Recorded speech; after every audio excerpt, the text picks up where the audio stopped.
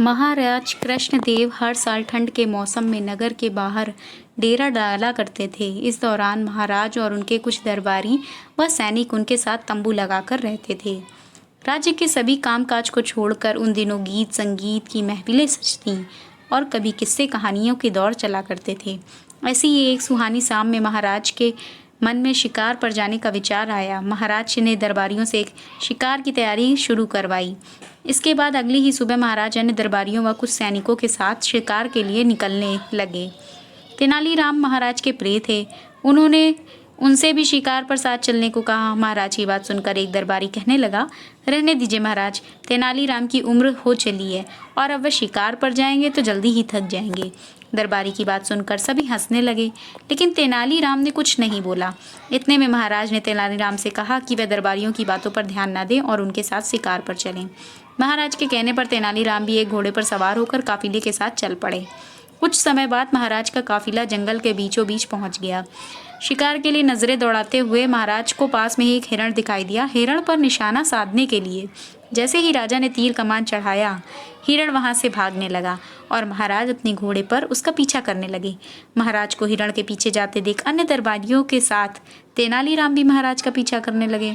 जैसे ही महाराज ने हिरण पर निशाना साधा, वो एक घनी झाड़ियों में जाने लगा। महाराज निशाना लगाने के लिए हिरण के पीछे झाड़ियों में जाने लगे। तभी तेनालीराम ने पीछे से महाराज को रुकने के लिए आवाज़ दी। तेनालीराम की आवाज़ से महाराज का ध्यान भंग हो गया और उनका निशाना चूक गया। हिरण के झाड़ियों में जाते ही महाराज ने पलटकर गुस्से से तेनालीराम को देखा। महाराज ने तेनालीराम को डांटते हुए पूछा कि आखिर उसने उन्हें झाड़ियों में जाने क्यों नहीं दिया। नाराज होते हुए राजा कृष्णदेव ने कहा कि उसके चलते हिरण का शिकार नहीं हो सका। महाराज की डांट सुनने पर भी तेनालीराम चुप्पी साधे रहे। महाराज के चुप होने पर तेनालीराम ने एक सैनिक को पेड़ पर चढ़कर झाड़ियों के उस पार देखने को कहा। तेनालीराम के कहने पर सैनिक ने देखा कि वह हिरण जिसका महाराज पीछा कर रहे थे वो कटीली झाड़ियों में फंसा हुआ है और बुरी तरह से लहूलुहान है। काफी देर तक प्रयास करने के बाद भी वह हिरण उन कटीली झाड़ियों से निकल नहीं पाया और लड़खड़ाते हुए जंगल की ओर भाग गया। पेड़ से उतरकर सैनिक ने महाराज को पूरी आंखों देखी सुनाई। सैनिक की बात सुनकर महाराज को बड़ी हैरानी हुई। उन्होंने तेनालीराम को पास बुलाया और उससे पूछा कि क्या उसे पहले से पता था कि वहाँ कटीली झाड़ियाँ हैं। महाराज की बात सुनकर तेनालीराम ने कहा, जंगल में कई ऐसी झाड़ियाँ होती हैं जो व्यक्ति को लहूलुहान करके अधमरा छोड़ सकती हैं। मुझे शक था कि आगे ऐसी ही शिकारी झाड़ियाँ हो सकती हैं। तेनालीराम की बात सुनकर महाराज उसकी सूझबूझ के एक बार फिर से कायल हो गए। महाराज ने अन्य दरबारियों की ओर देखते हुए कहा कि तुम लोग नहीं चाहते थे कि तेनालीराम शिकार पर आए, लेकिन आज उसके कारण ही मेरी जान बची है। महाराज ने तेनालीराम की पीठ थपथपाते हुए कहा कि तुम्हारी बुद्धि और सूझबूझ को कोई मुकाबला नहीं है।